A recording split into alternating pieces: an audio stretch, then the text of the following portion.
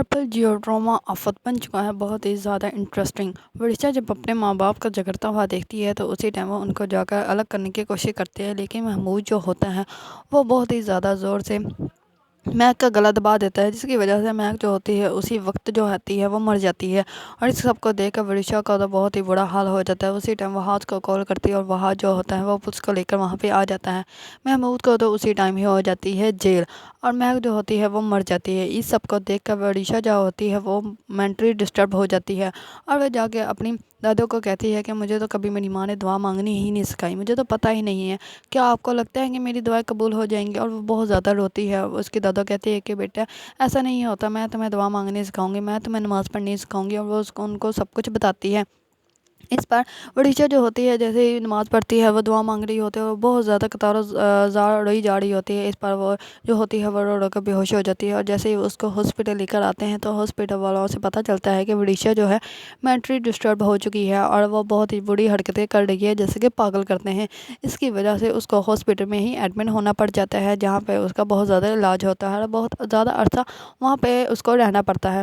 اسی دوران شفا کو اللہ تعالیٰ بہت پیارا سا بیٹا عطا کرتا ہے، جس کی وجہ سے شفا جو ہوتی ہے وہ ورشا کو معاف کر دیتی ہے اور کہتی ہے کہ میں خود اس کو بتانے جاؤں گی کہ میرے گھر بیٹا ہوا ہے۔ اس پر وہ اس کو وہاں سے نکلوا کر گھر لے آتے ہیں، کیونکہ ڈاکٹر اس کو کہہ دیتے ہیں کہ ورشا جو ہے اب مینٹلی ڈسٹرب نہیں ہے، اب وہ ٹھیک ہے۔ اس پر وہ کہتی ہے کہ اب جو میں نے کیا تھا کیا اس کے سب کی مجھے معافی مل سکتی ہے؟ اس پر سب لوگ اس کو معاف کر دیتے ہیں، اور ورشا کے باپ کا جو نام ہوتا ہے وہاج، وہی اپنے بیٹے کا نام رکھتے ہیں۔ اس کو سن کر تمام لوگ بہت زیادہ خوش ہو جاتے ہیں، اور ورشا بھی جا کر بچے کو دیکھتی ہے۔ دوسری طرف جیسے ہی ورشا کو کمرے میں اس کو کہتے ہیں کہ آپ کمرے میں چلے جاتی ہے تو اس کو ایسے لگتا ہے کہ جیسے کہ اس کی ماں مہک جو ہے وہ کمرے میں بیٹھی ہوئی ہے اور اس سے باتیں کر رہی ہے۔ وہ اس کو دیکھ کر بہت زیادہ خوف زدہ ہو جاتی ہے اور وہاں سے بھاگتے ہوئے باہر آ جاتی ہے۔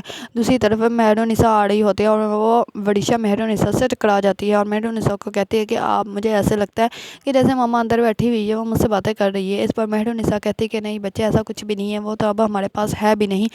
اس پر وہ کہتی ہے کہ آپ لوگوں نے جیسے مجھے میری مما کو مار دیا، میرے پاپا کو مار دیا، ویسے ہی آپ لوگ مجھے مار دیں گے۔ اس پر مہرنسا کہتی ہے کہ نہیں، ہم لوگ تمہارے ساتھ ایسا کچھ بھی نہیں کریں گے۔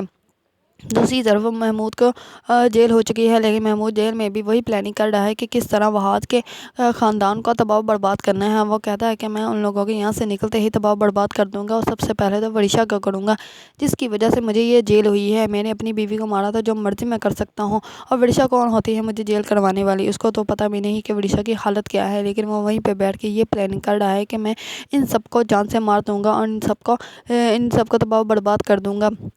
دوسری طرف وہاج اور مہرنسا جو ہوتے ہیں وہ جاتے ہیں ڈاکٹر کے پاس ورشا کی حالت کے بارے میں پوچھنے کے لیے۔ وہ کہتے ہیں کہ کیا دوبارہ سے اس کی وہی حالت ہو سکتی ہے؟ اس پر ڈاکٹر کہتی ہے کہ نہیں، جب آپ لوگ یہاں سے اس کو لے کے گئے تھے تو وہ بہتر تھی، اب وہ ہو سکتا ہے کہ اس کو فٹس آ رہے ہیں، لیکن ہو سکتا ہے وہ آہستہ آہستہ ٹھیک ہو جائے۔ آپ لوگوں کے پیار محبت اور توجہ کی صرف اس کو ضرورت ہے، جتنی آپ اس کی کیئر کریں گے اتنی ہی وہ جلدی ٹھیک ہو جائے گی۔